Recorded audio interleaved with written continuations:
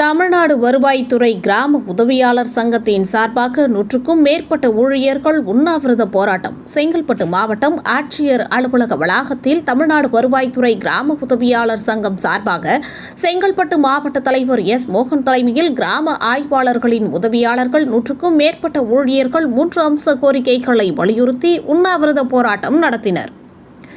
இந்த போராட்டத்தில் சிபிஎஸ் சந்தா இறுதித் தொகை வழங்க கோரும் கோப்பு மற்றும் அரசாணை 33 உரிய திருத்தம் வெளியிட்டு கருணை அடிப்படையில் பணி நியமனம் வழங்க கோரும் கோப்பு கடந்த 2 ஆண்டுகளாக தலைமை செயலகத்தில் நிலுவையாக உள்ளதற்கு விரைவாக ஒப்புதல் வழங்க கோரியும் மற்றும் 17/12/2024 அன்று சென்னை எழிலகத்தில் நடைபெற்ற 72 மணி நேர உண்ணாவிரத போராட்டத்தில் 4 மாதத்தில் தீர்வு வழங்கப்படும் என்று எழுத்துப்பூர்வமாக ஒத்துக்கொண்ட வருவாய் நிர்வாக ஆணையருக்கு நினைவூட்டவும், அலுவலக உதவியாளருக்கு இணையான வரையறுக்கப்பட்ட காலமுறை ஊதியம் ரூபாய் 15,700 வழங்க கோரியும் உண்ணாவிரத போராட்டத்தில் ஈடுபட்ட உதவியாளர்கள் கூறினர்.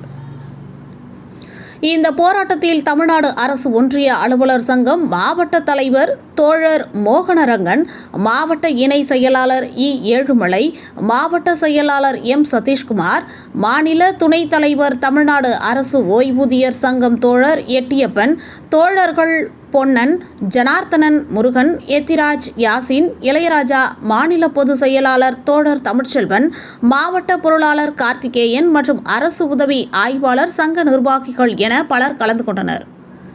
மனித உறுதி ETV செய்திகளுக்காக செங்கல்பட்டு மாவட்ட செய்தியாளர் எஸ். வினோதினி சதீஷ்குமார்.